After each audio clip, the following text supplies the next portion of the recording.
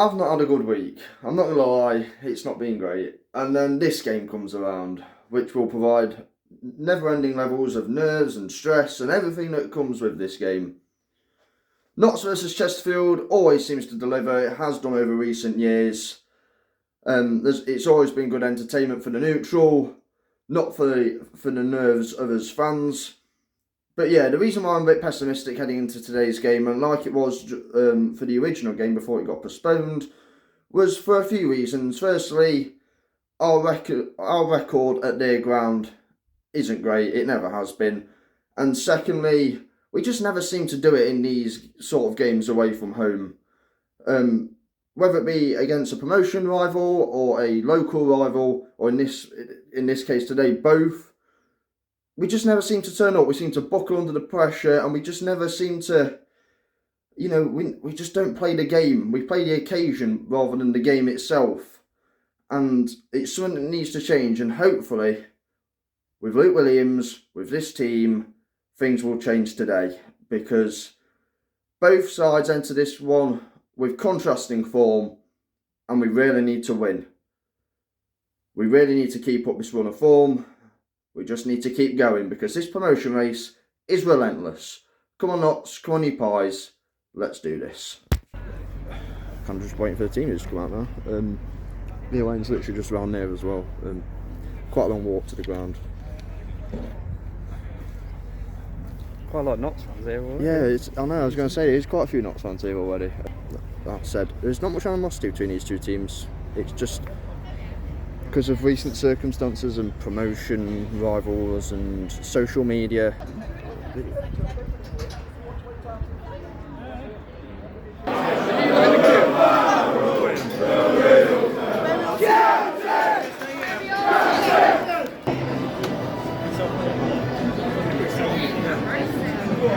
Chesterfield have won 2, lost 3, including their last three straight league games. Whilst Notts have won 4 and drew 1, and currently stand top of the away form table. Chesterfield have a decent home record, to be fair. Yes, Kedders! Not a real goal, Kieran. Oh, what a finish! That's it! That's it! That's it! That's it! That's it!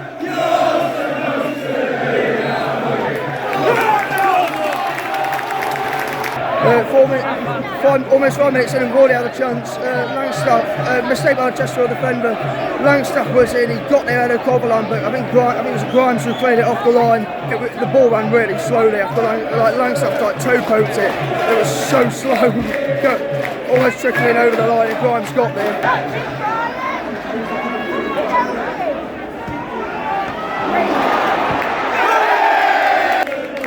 Yeah, that chance all came from the corner. It never was the corner in the first place. I don't know how the ref's given it, but oh well.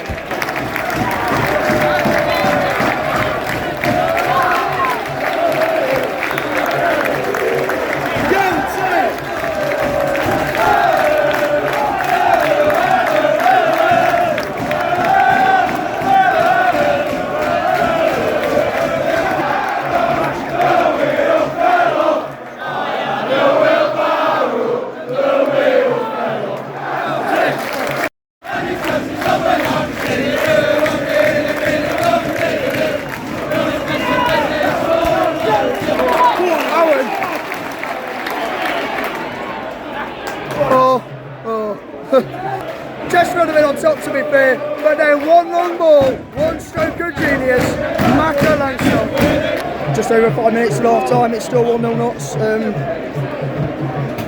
We're managing the ball a bit better than earlier. We've just got to make sure we don't make any silly errors at the back. Chickson's got to stop the crosses coming from the left hand side as well. They're aiming for Quigley, as you would do, but funny moment earlier when Dobler just ran into Rawlinson and then was complaining why they want a free kick. I mean, what do you expect when you run into Rawlinson? That's a decent ball. Oh, hello. Where's that ball going? It went to Kevin, it went back across and it never fell to anyone. It's in the goal.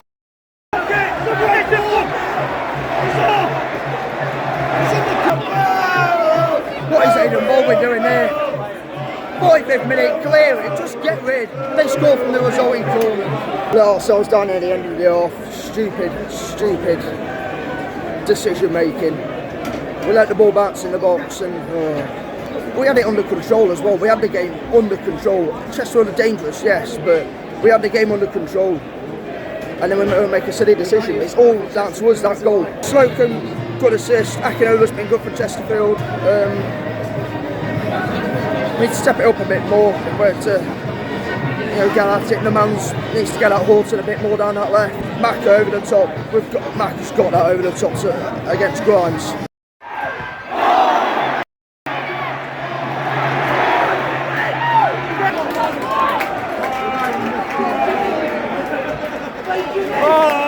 What a ball!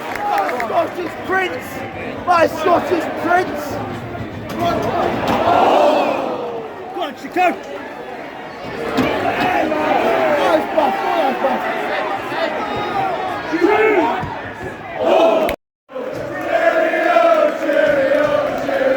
See you later. Jenkins sent off for a second yellow. They've been pressing as well this half. Bostock's come on through, buy-in. No excuses now. Down to 10. We've got to get out.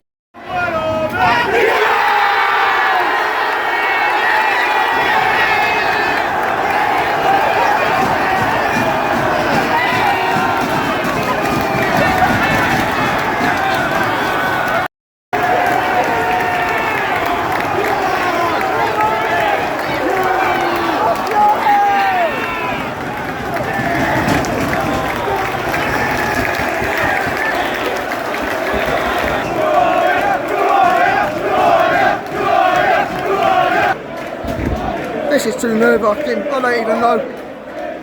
don't even know what to say, what to sing, what to comment on. It's 5 minutes, well it's 10 minutes, it's 5 minutes here and it's probably 5 minutes at a time. Come on, please. For the second week in a row, we're going to have to play 7 minutes of other time.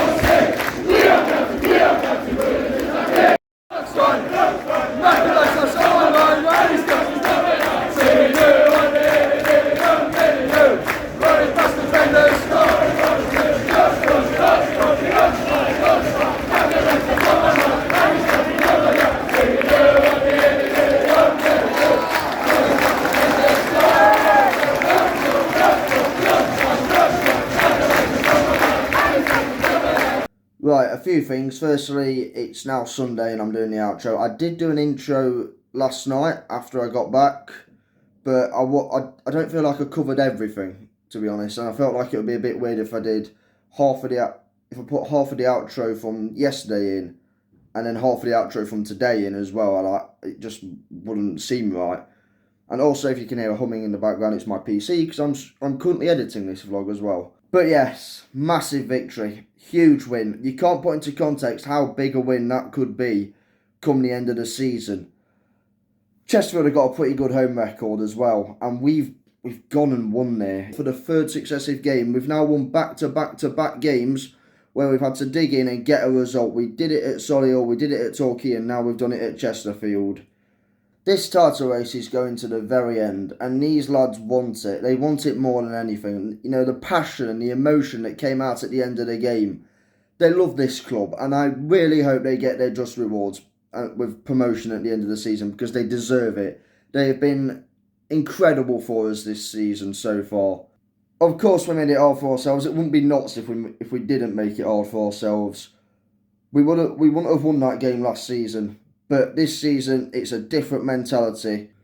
Analysis, well, where do we even start? Chesterfield made it difficult for us to play our natural game. They pressed us well. I thought Akinola had a good game for them. I thought he was their best player. They were always a danger from set pieces as well. I always worry about us at set pieces. Chesterfield were always going to be motivated for this game. They were always going to be up for it. Despite their poor run of form, they're always up for it against us, and that's why we had to be on it. That's why we had to be focused. And they played well, and it was a real challenge for us. They were always dangerous going forward, even down to 10 men. They were still pushing for that equaliser late on, but I thought we defended our box superbly. I thought we got enough bodies back to defend the crosses into the box. As we always have done this season, even when we aren't at our best, we still create chances. I mean, the man had that cross in the first half to Chickson. I think it was Chickson. When was it Scott? I don't know where it was headed over, but there was that one. Maka had 3 1-on-1s, one which was cleared off the line, one in which he scored, and one in which was saved well by Ross. And then, obviously, the goal. O'Brien had I think it was O'Brien. In the second half, where he had a shot, or was it Cameron? One of them. He had a shot that was deflected behind by, I think it was Palmer for a corner. Jody Jones, I thought, had a great second half, controlling the game, always willing to take on his man, turning his mark all the time, helping us counter when Chesterfield put men forward to try and get a goal. Let's go over the goals as well. Firstly, the first goal, I always thought that ball in behind to Langstaff was always on, because I've always thought he had the beating of Jamie Grimes with his pace advantage, and it was quick thinking by Slocum to get that ball forward and catch them out. And Langstaff were brilliant first touch, a really calm finish. We make it difficult though for ourselves before our time. There's no need to concede, so we give away a silly corner.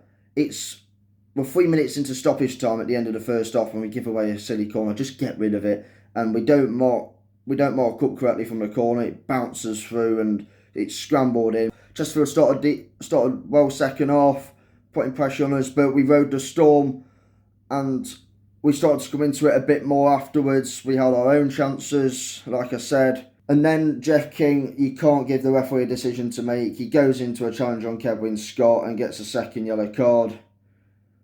And we start to have a bit more of the ball, and we make it count in the end. Where at the end of a really good passing move, a good team move, we move it from one end of the pitch and back to the other again, and eventually Aaron the man breezes past, I think it was Brandon Horton, and his cross finds Adam Chickson, who slides in to make it 2-1. Bedlam in the away end. Absolute scenes. They're probably the best scenes I've ever been involved in at an away game with Notts. They were sensational. I'm so glad we got that win, especially after what went on with Armando Dobber. That was just embarrassing. This team is remarkable, and I really hope we do get our just rewards at the end of the season. This title race is going to the wire. It really is, and whoever wins the title will deserve it. Roses are red, violets are blue, Chesterfield 1, Notts County 2. If you've enjoyed the vlog, give it a like. Comment down below your thoughts on the game. Stay subscribed if you're subscribed. Subscribe if you're new. Be safe, be champions, and as always, Toulouse.